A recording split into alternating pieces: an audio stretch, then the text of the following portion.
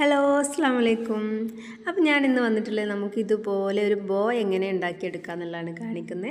അതിൻ്റെ cutting and stitching ആണ്. അപ്പോൾ നിങ്ങൾ ആദ്യമായിട്ട് ചാനൽ കാണുന്നവരാണെന്നുണ്ടെങ്കിൽ ഒന്ന് വീഡിയോ ഒന്ന് സബ്സ്ക്രൈബ് ചെയ്തൊന്ന് സപ്പോർട്ട് ചെയ്യണേ.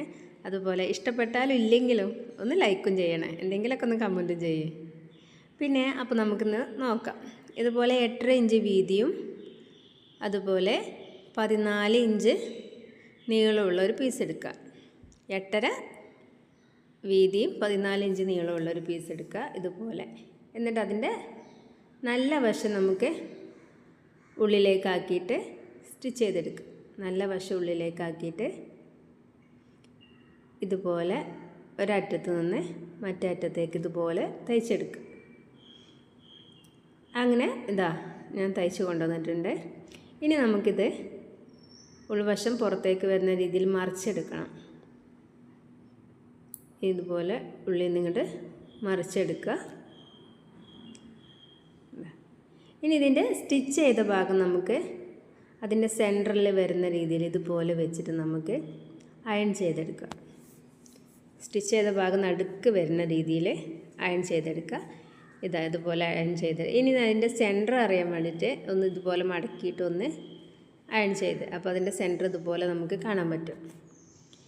ഇനി നമുക്ക് ഇതുപോലെ ഇത് കാണുന്നത് പോലെ ചെയ്താൽ മതി. അപ്പോൾ ആ സെൻറ്ററിൽ നിന്ന് കുറച്ചും കൂടി ഇങ്ങോട്ട് പുറത്തേക്ക് തള്ളി നിൽക്കുന്ന രീതിയിൽ വേണം നമുക്ക് വെച്ച് കൊടുക്കാൻ. കാരണം ആ സ്റ്റിച്ചിങ് നമ്മൾ സ്റ്റിച്ച് ചെയ്യുമ്പോൾ അത് ആ സെൻറ്ററിൽ വരണം. അതിന് വേണ്ടിയിട്ടാണ് ഞാൻ സാധാ സൂചി നൂല് വെച്ചിട്ടാണ് ഇനി സ്റ്റിച്ച് ചെയ്യണത്.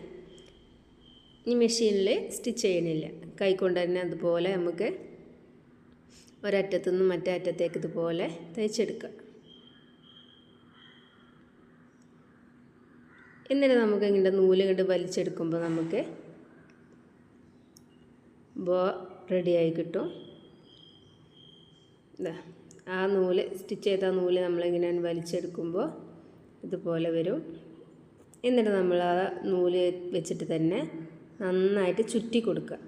ഇതുപോലെ ചുറ്റി കൊടുക്കുക, ടൈറ്റ് ചെയ്തിട്ട് ചുറ്റുക. എന്നിട്ടൊരു കെട്ടിട്ട് കൊടുക്കുക. സൂചിയിട്ട് തന്നെ അത് പറഞ്ഞു പോരാത്ത രീതിയിൽ നന്നായിട്ട് കെട്ടിട്ട് കൊടുക്കുക.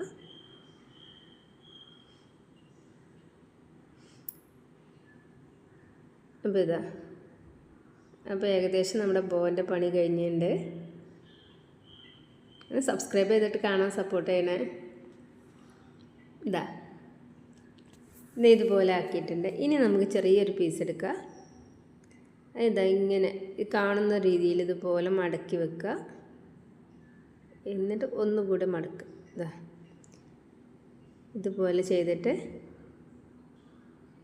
ഇതാണ് നല്ല വശത്തേക്ക് നല്ല ഭാഗം വരുന്ന രീതിക്ക് തന്നെ വെക്കുക. എന്നിട്ട് ആവശ്യമുള്ളത് മാത്രം വെച്ചിട്ട് നമുക്ക് ബാക്കി കട്ട് ചെയ്ത് കളയാം.